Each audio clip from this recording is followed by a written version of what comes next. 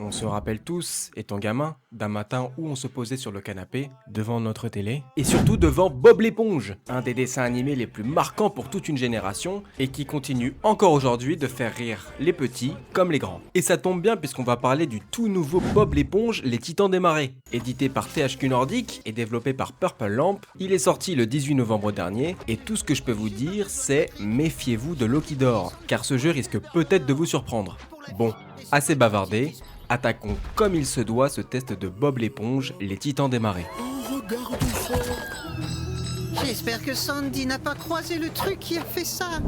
Notre histoire commence à Bikini Bottom, ville mythique où vivent Bob et ses amis, et plus précisément au Crabe Croustillant, le fameux restaurant du Capitaine Krabs, lieu de travail de Bob l'éponge, accompagné de Carlo le poulpe. Une queue gigantesque attend l'ouverture du restaurant, et toute l'équipe du Capitaine Krabs se prépare comme il se doit. Vient maintenant l'heure fatidique. La file est tellement longue qu'on n'en voit pas le bout. Et c'est là que débarque le Hollandais volant, un pirate fantomatique bien connu de l'univers de l'éponge carrée, venu comme tout le monde goûter au fameux pâté de crabe préparé par Bob. Mais voilà qu'arrive le roi Neptune, régnant sur les océans, qui, plutôt que de faire la queue, décide de gruger tout le monde, y compris le Hollandais volant. Bah oui, c'est le roi, il fait bien ce qu'il veut. Évidemment, le Hollandais volant n'apprécie pas du tout le snobisme et l'arrogance de Neptune, et c'est là que commence l'escalade. Après une bonne joute verbale, quelques moqueries et vannes bien placées, ça part en bagarre. Dégâts collatéraux, Bob est transformé en fantôme, le crabe croustillant explose littéralement, et Bikini Bottom devient une ville hantée, peuplée de fantômes hostiles.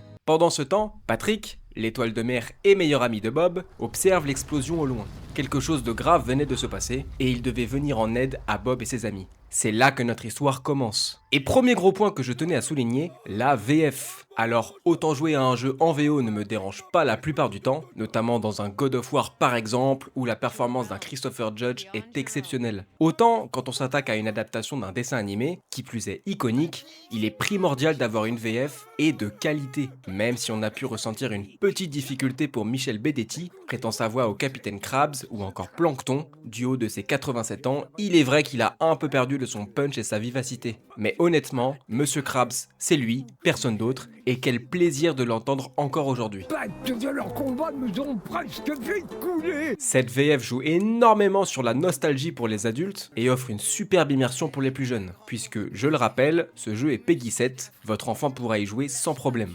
D'ailleurs, certes les plus jeunes pourront y jouer, mais le jeu n'en est pas pour le moins si facile que ça. Autant le système de combat est extrêmement basique, simple et plutôt redondant au bout d'un moment, on n'a pas beaucoup de possibilités, c'est soit Bob qui peut foncer dans les airs vers son adversaire, soit Patrick qui le ramène vers lui pour ensuite le jeter, à part ça on n'a pas grand chose. Mais autant, les phases de plateforme peuvent-elles demander un certain doigté. Certes, on n'est pas non plus sur une exigence à la Elden Ring ou un Dark Souls, c'est pas vraiment le but, mais certains niveaux m'ont donné du fil à retordre et j'ai dû m'y reprendre à plusieurs fois avant de pouvoir avancer. D'ailleurs, nous avons la possibilité d'alterner entre nos deux protagonistes, Bob et Patrick, chacun ayant ses aptitudes et ses déplacements, il faudra faire preuve d'habileté et de réflexe pour pouvoir avancer. Bob peut foncer sur des cibles de très loin ou encore actionner des mécanismes à distance, Patrick, lui, est capable d'ouvrir des portes extrêmement lourdes et débloquer certaines situations. Les niveaux sont franchement bien ficelés, un vrai bon jeu de plateforme. Pour vous dire, je vais peut-être forcer sur la comparaison, mais il y a certains moments qui m'ont clairement fait penser à Astro Bot, de par la construction des niveaux, leur rythme, leur design. Bon, ils ne jouent pas dans la même cour, je vous l'accorde, mais la comparaison m'est venue plus d'une fois. Comme beaucoup de jeux du genre, on a un système de récolte de pièces, mais malheureusement, leur utilité est très limitée. À part débloquer des costumes et décorer notre base, qui est ici le bateau du Capitaine Krabs, on ne voit pas trop l'utilité de les chercher et les ramasser. Rien de bien fou. Côté graphisme et direction artistique, ça ne crève pas le plafond non plus. On a le droit à différents paysages, en passant par une plage paradisiaque, une jungle hostile ou encore une montagne enneigée, mais les décors restent tout de même assez basiques, avec trop peu de détails pour un jeu sorti en 2025. Heureusement, il reste tout de même fidèle à l'univers de Bob l'éponge, l'ambiance, les couleurs, les personnages, toute l'âme de la série est bien retranscrite. Autre point faible, la durée de vie.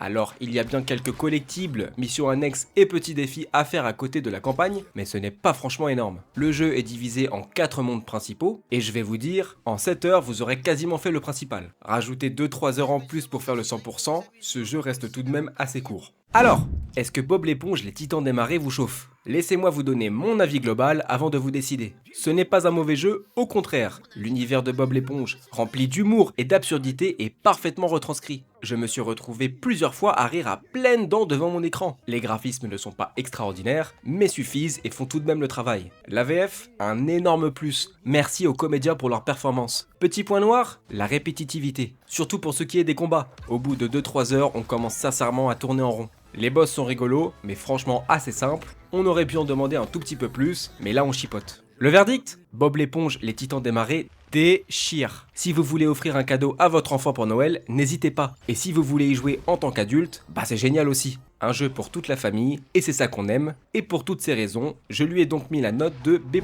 On peut y arriver, Patrick. Merci d'avoir regardé ce test. Si vous avez apprécié la vidéo, n'hésitez pas à vous abonner et même à laisser un petit like, ça me donne énormément de force pour la suite. C'était GamePif, passez une excellente fin de journée. Bisous bisous.